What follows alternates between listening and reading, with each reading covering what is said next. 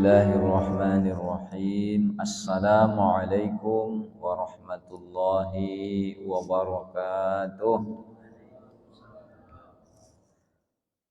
Hamdan wa syukran lillah, salatan wa salaman ala rasulillah. Rabbi shrah li sadri wa yassir li amri wahlul 'uqdatam min lisani yafqahu qawli. Subhanaka la ilma lana illa ma 'allamtana innaka antal alimul hakim. Kembali kita bersyukur kehadirat Allah Subhanahu wa taala dengan ucapan alhamdulillahirabbil alamin.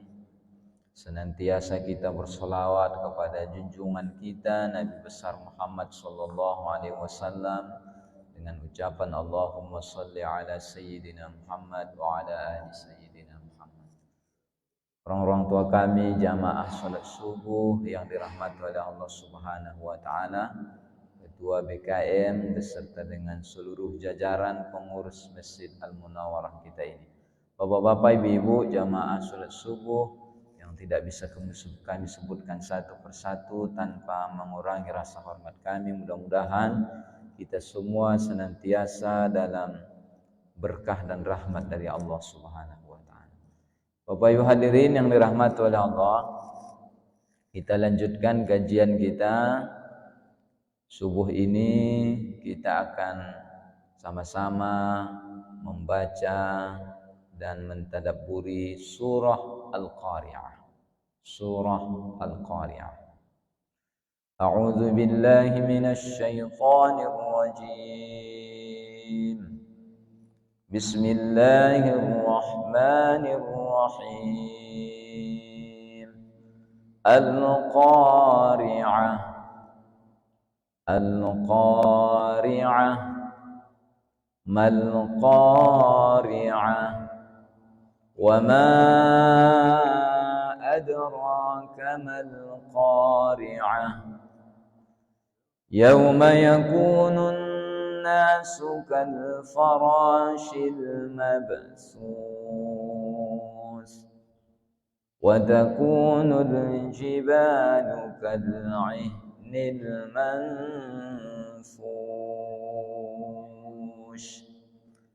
فأما من ثقلت موازينه فهو في عيشة راضية وأما من خفت موازينه فأمه هاوية وما أدراك ما هي نار حامية Bismillahirrahmanirrahim. Al-Qari'ah. Mal-Qari'ah. Wa ma adraka mal-Qari'ah. Yawma yakunun nasu kal-farashil mabthus وتكون الجبال كالعهن المنفوش فأما من ثقلت موازينه فهو في عيشة راضية وأما من خفت موازينه فأمه هاوية وما أدراك ما هي نار حامية. Al-Qari'ah. Mal-Qari'ah. Wama kemarin kita mad jaiz munfasil.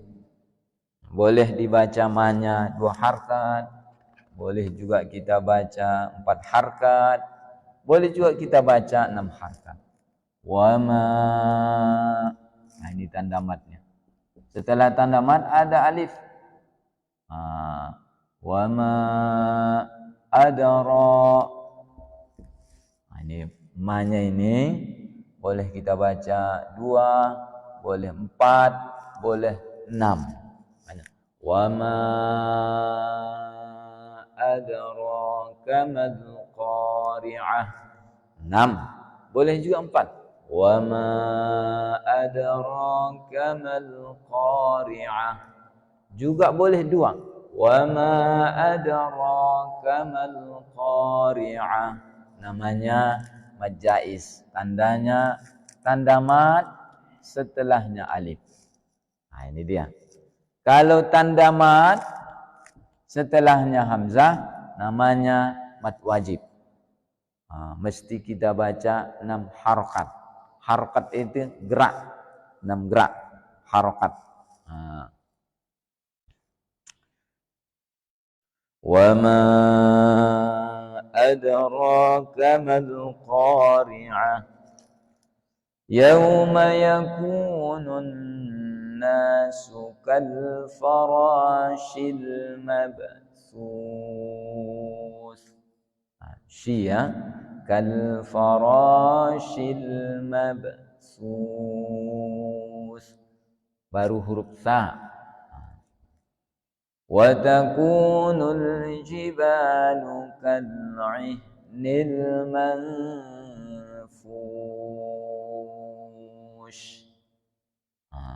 Bukan mampus, tapi manfush. Jangan kita baca mampus katanya, walaupun nanti artinya agak mirip-mirip ke situ, tapi bukan itu bacaan manfush kal'ihnil manfush. Fa amma man thaqulat fa amma man thaqulat mawazinuh. Diambil dari kalimat wazana. Mawazinuh fahuwa fi 'ishatir radiyah. Fahuwa fi 'ishatir radiyah. Wa amma man khaffat. Huruf kha. Kha ini agak sulit sedikit mengucapkannya. Kha. Kha. Wa amma man khaffat. Khaffat. Khaffat artinya ringan ini. Wa amma man khaffat. Kha ya. Wa amma man khaffat mawazinuh fa ummuhu hawiyah wa ma adraka ma hiya. Sama dengan wa ma adraka, maknanya sama, boleh dibaca 6 harkat. Wa ma adraka ma hiya narun hamiyah. Bapak Ibu hadirin yang dirahmati oleh Allah, Suratul Qari'ah. Al-Qari'ah ini adalah satu nama dari 6 hari kiamat. Banyak kali 6 hari kiamat ini. Al-Haqqah, hari kiamat juga itu. Yaumul Hisab, Yaumul Jaza, termasuk diantaranya adalah Al-Qari'ah, hari kiamat. Hari kiamat diambil dari kalimat qara'a, bergetar. Apa maksudnya itu? Allati taqra'ul qulub bi ahwaliha. Ketika kita mendengarkan kiamat, maka gemetar rasa ketakutanlah dalam hati kita disebabkan huru-hara yang terjadi pada saat itu. Oh, itu dah. Makanya sebenarnya kalau kita baca surah ini, seharusnya kita menangis itu dah. takut kita mendengarkan nama kiamat ini. Karena apa? Karena taqra'ul qulub bi ahwaliha. Gemetar, gundah gulana, takut terbayangkan peristiwa kengerian-kengerian yang terjadi pada hari kiamat itu. Makanya sebagian imam kita ketika membaca surah ini, terdengarlah suaranya seperti mau menangis. Kalau saya dan kita mungkin ini, saya lah secara pribadi ini, belum merasakan hal itu kadang. Iya, itu tandanya bahwa hati kita ini masih keras. Nah, hati kita ini masih keras. Kalau hatinya lembut, wah, meneteskan air mata dia itu. Makanya kata Nabi, inna hadhil qulub tasda. Hati ini bisa berkarat. Berkarat dia hati ini. Kama yasda'ul hadidu idza asabahul ma'. Sebagaimana berkaratnya hati,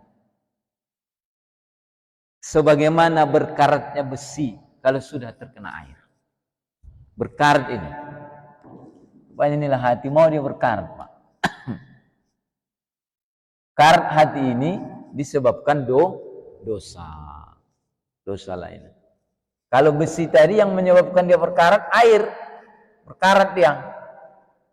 Kalau hati kita ini berkarat ya, disebabkan dengan dosa yang kita lakukan. Sehingga berita apapun yang kita baca dalam Al-Quran, tidak ada kesan dalam hati kita. Biasa saja. Padahal ayat itu berbicara tentang hari kiamat. Begitu dong.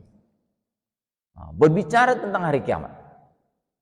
Tapi karena hati kita kotor, disebabkan dengan banyaknya dosa yang kita lakukan, sehingga kita membaca surah ataupun ayat biasa-biasa saja. Bahkan kadang mau tersenyum lagi dia. Tertawa dia. Itu ya. Allah ya Allah. Ini kita ini.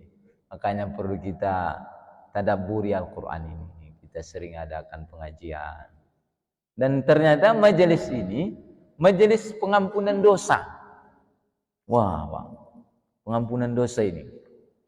Ketika Nabi sedang taklim seperti ini, majelis, tiba-tiba datang seorang sahabat. Melihat kedatangan ini, berubah raut muka Nabi. Begitu dia. Begitu datang sahabat itu, berubah raut mukanya. Aneh. Duduklah sahabat tadi. Laki-laki tadi. Nggak lama dia Pak ikut pengajian nih. Nggak lama dia. Sebentar cuman. Kemudian dia berangkat pergi. Begitu dia berangkat, tersenyum Nabi Muhammad.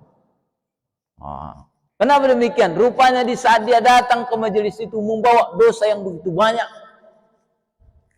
Dosa. Banyak dosanya, Pak. Di saat dia duduk di majelis, sebentar cuma Nabi, dia duduk, sahabat itu duduk di majelis itu, kemudian dia berangkat. Ternyata dosanya sudah terampuni. Nabi tersenyum melihat hal itu. Di majelis itu sebenarnya bukan main-main majelis ini, majelis ilmu. Makanya kata Nabi, duduk di majelis ilmu, duduknya saja. Mau diamalkan, tak diamalkan, duduknya saja Pak. Duduk di majelis ilmu saja, mau diamalkan atau tak diamalkan, duduknya saja, itu lebih baik daripada sholat sunnah 100 rakaat. Pernah kita sholat sunnah 100 rakaat? Wah, 12 rakaat udah hebat kita rasa.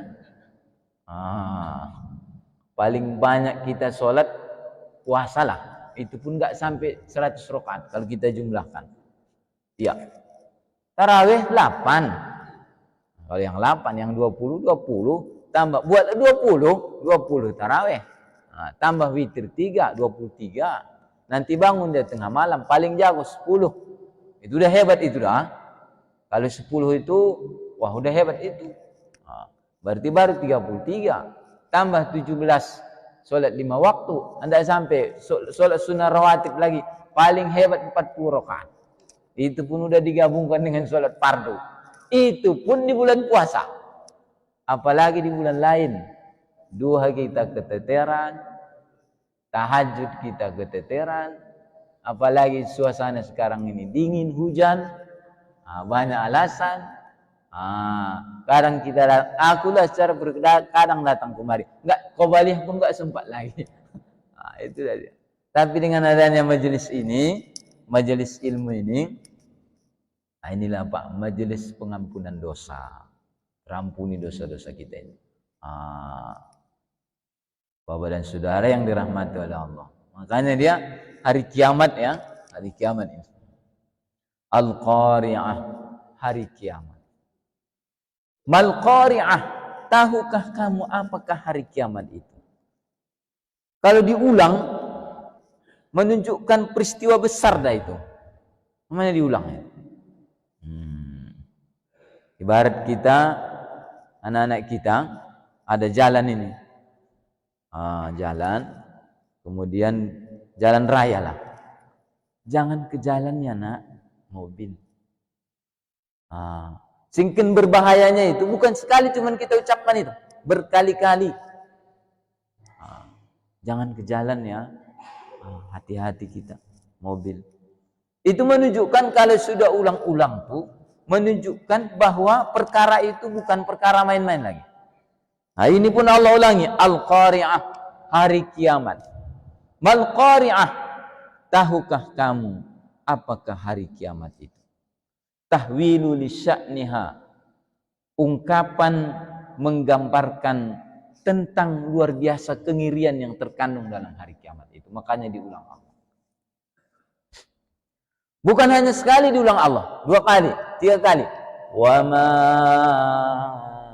adraka mal qari'ah.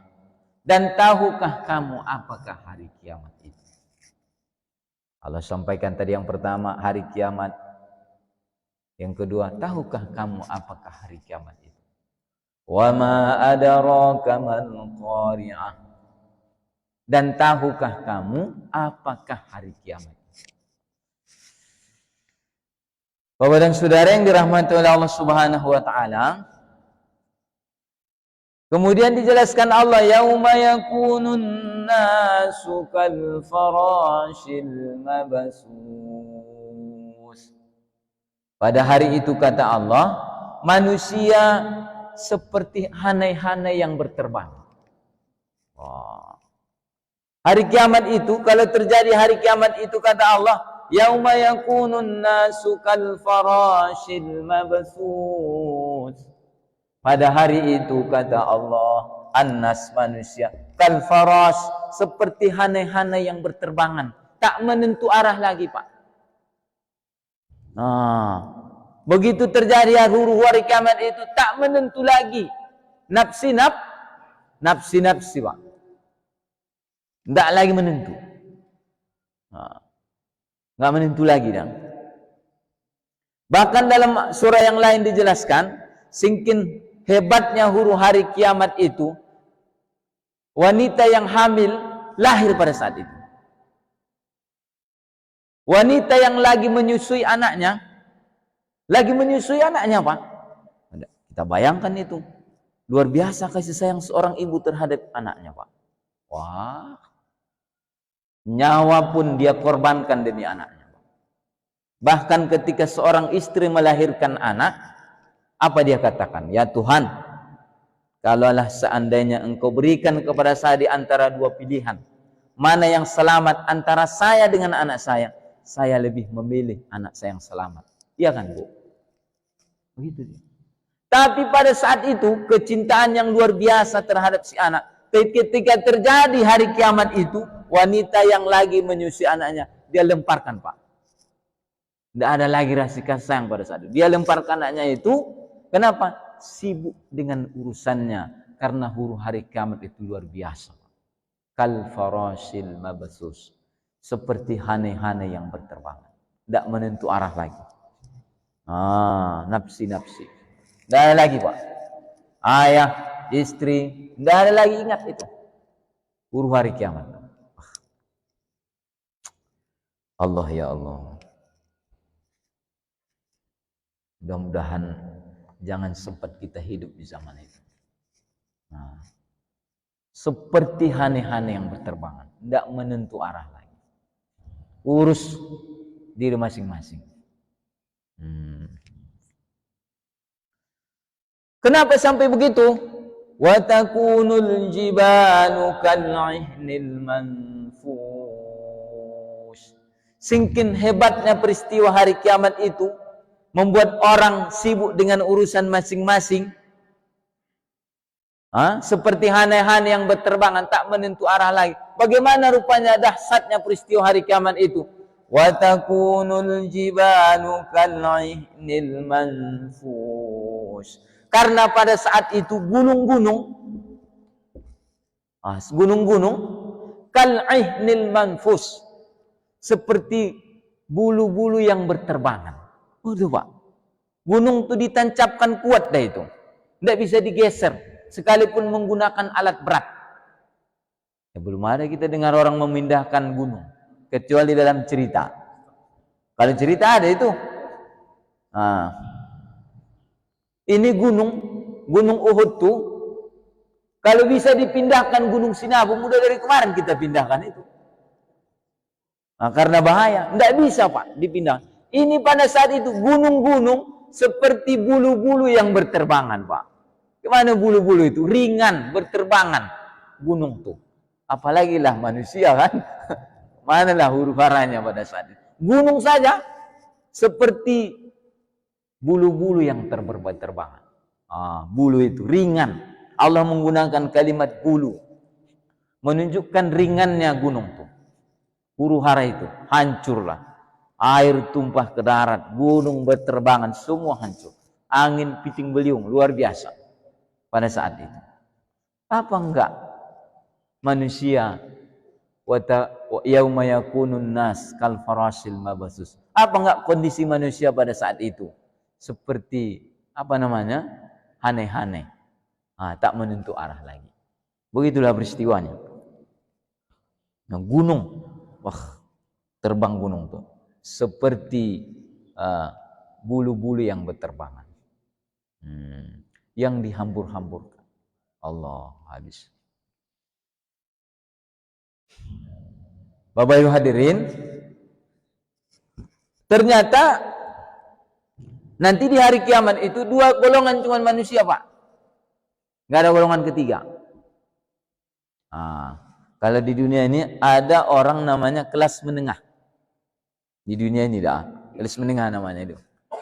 Kelas bawah, kelas menengah, kelas atas. Kalau nanti di akhirat tidak ada kelas menengah, dua cuman.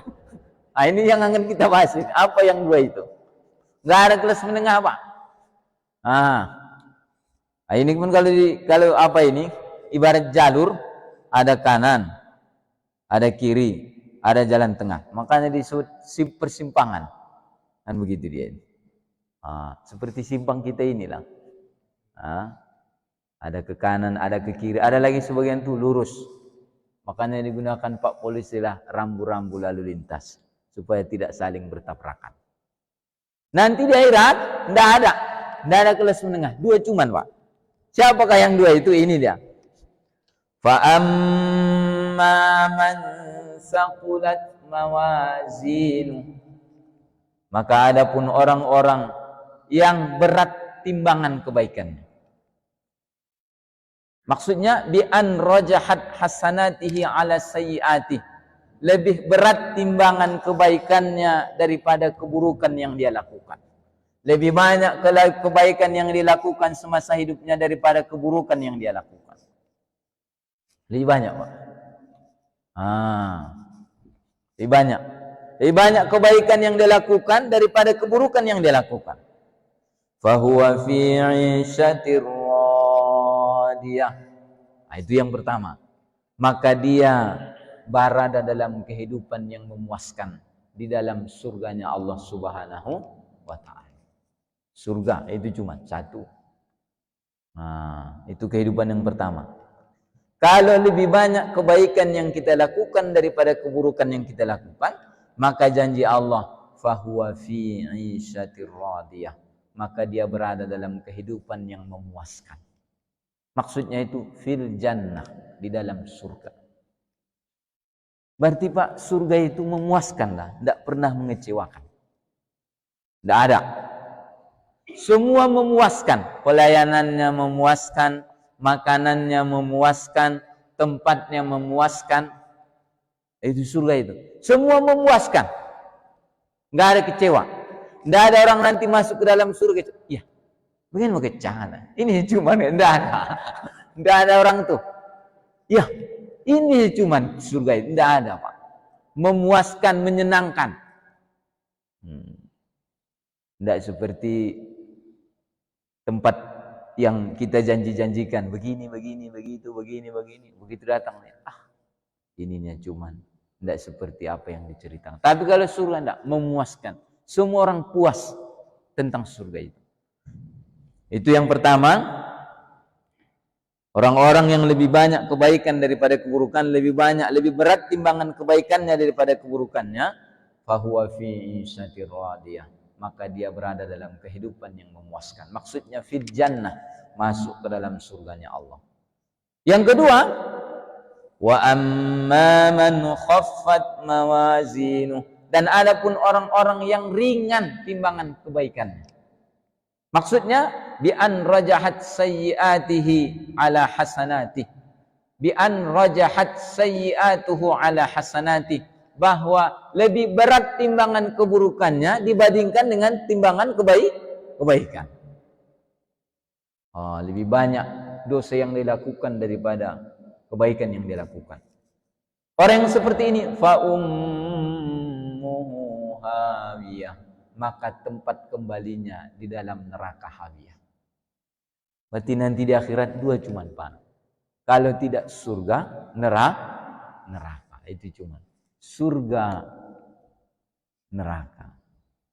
Enggak ada pertengahan ini. Enggak ada. Kalau tak surga, masuk ke dalam neraka. Berarti kehidupan orang dua cuman. Tidak ada kehidupan yang pertengahan. Kalau enggak jalan kanan, jalan kiri. Kalau enggak jalur hitam, jalur putih. Kalau enggak surga, neraka.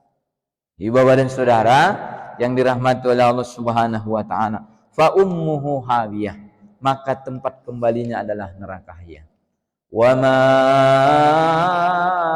adraka ma hiya, dan tahukah kamu apakah neraka hawiyah itu? Narun hamiyah, api neraka yang sangat panas. Jadi bapak dan saudara yang dirahmati oleh Allah Subhanahu wa taala, inilah dia kajian kita pada subuh yang berbahagia ini, berbicara tentang hari kiamat. Kita berharap dan berdoa kepada Allah Subhanahu wa taala, mudah-mudahan kita ini senantiasa diberikan oleh Allah hidayah, petunjuk, sehingga di sisa-sisa umur yang masih Allah berikan kepada kita saat ini bisa kita meningkatkan amal ibadah kita, sehingga nanti di akhirat, di persidangan Allah, kita ini termasuk orang yang lebih berat timbangan kebaikan daripada timbangan keburukan yang kita lakukan, sehingga nanti kita bisa mendapatkan kehidupan yang memuaskan, fahuwa fi isyatir radiyah. Mudah-mudahan kita nanti semua termasuk orang yang mendapatkan balasan kehidupan yang memuaskan, masuk ke dalam surganya Allah Subhanahu wa ta'ala. Bapak dan saudara, inilah kajian kita ini pada subuh yang berbahagia ini. Sebelum kita tutup, mungkin ada pertanyaan, boleh silakan. Boleh kita buka. Silakan ketua. Assalamualaikum warahmatullahi wabarakatuh. Waalaikumsalam. Kondisi hari kiamat tadi kan luar biasa. Luar biasa. Ibu yang hamil melahirkan, bingung terbuka. Kebayang itu. Tapi di situ dibagi dua tadi. Satu kebaikannya yang lebih banyak, dia dalam yang surganya Allah. Satu lagi kenerakaannya Allah. Pada saat kejadian itu sudah terjadi. Pada saat kejadian menurut saya. Iya. Dan setelah seluruh hisab. Baik. Bapak dan saudara, alam ini kan banyak yang kita lalui. Ada namanya alam azali, ada lagi namanya alam kandungan, ada lagi namanya alam dunia, ada lagi namanya alam barzakh, alam kubur. Nah, kemudian ada lagi namanya nanti alam mahsyar. Jadi hari kiamat itu posisinya masih alam dunia. Hari kiamat itu posisinya masih alam dunia. Hancur itu. Kapan itu terjadi? Ketika orang tidak ada lagi yang mengucapkan kalimat la ilaha illallah. Nah, itu dia. Jadi kapan ada pembahagian manusia, ada orang yang beruntung dan ada orang yang merugi? Tentu setelah terjadi hari kiamat. Setelah terjadi hari kiamat ada lagi namanya mahsyar. Setelah mahsyar ada lagi namanya mizan, timbangan. Disitulah terjadi proses itu. Jadi, namun orang yang beramal itu sudah dia mulai rasakan nikmat beramal itu ketika sudah berada di alam barzakh. Makanya ada doa, Allahumma ja'al qabrahu raudhatam mir riyadil jannah. Ya Tuhan, jadikanlah kuburnya seperti taman-taman surga. Itu dia. Sudah dia merasakan itu. Orang yang beramal itu sudah mulai dia rasakan kubur itu, alam kubur itu seperti taman-taman surga. Belum masuk ke dalam surga, tapi kuburnya itu sudah taman-taman surga. Jadi dia itu. Jadi peristiwa itu memang terjadi masih di alam dunia. Semua kita merasakan orang yang hidup pada saat itu. Yang mati dia sudah alam beda. Alam beda itu.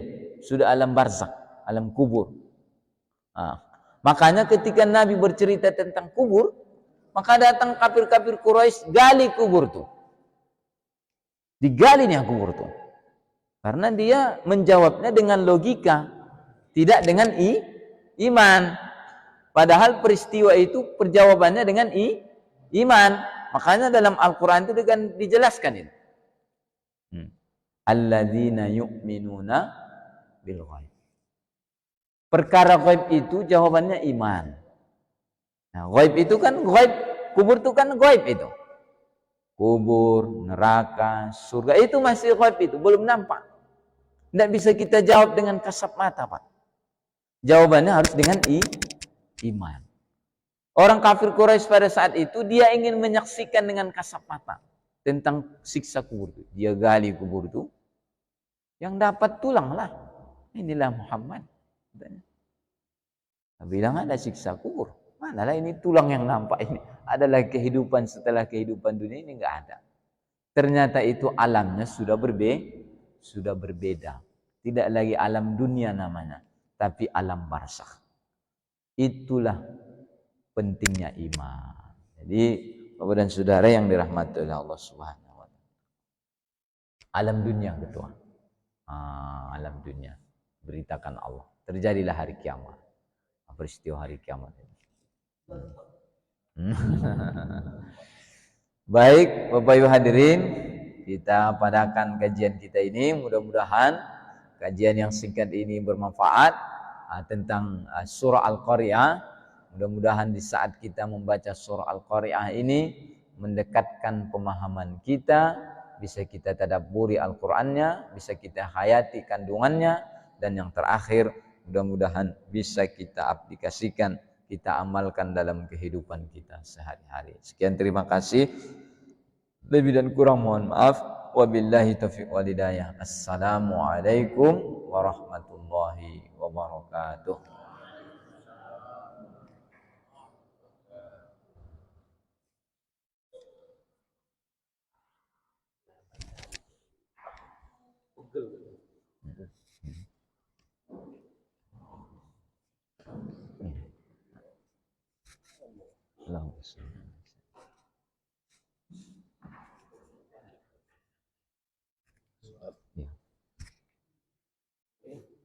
Terima kasih banyak.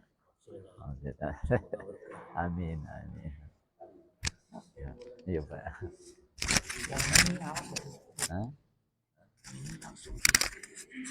Kemarin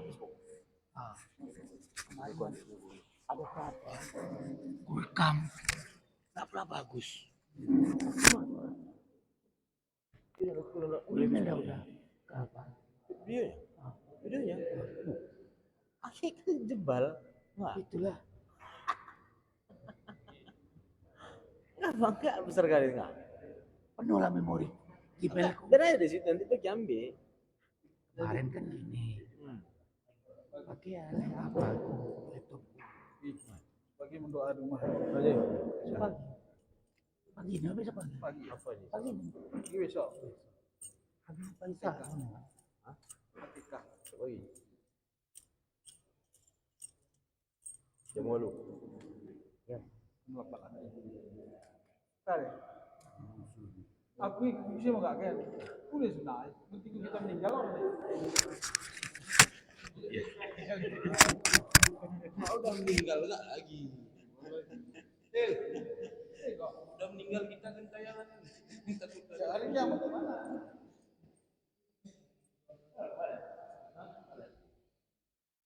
Apa aja? Kita mau ketik siapa? Oh ini, oke.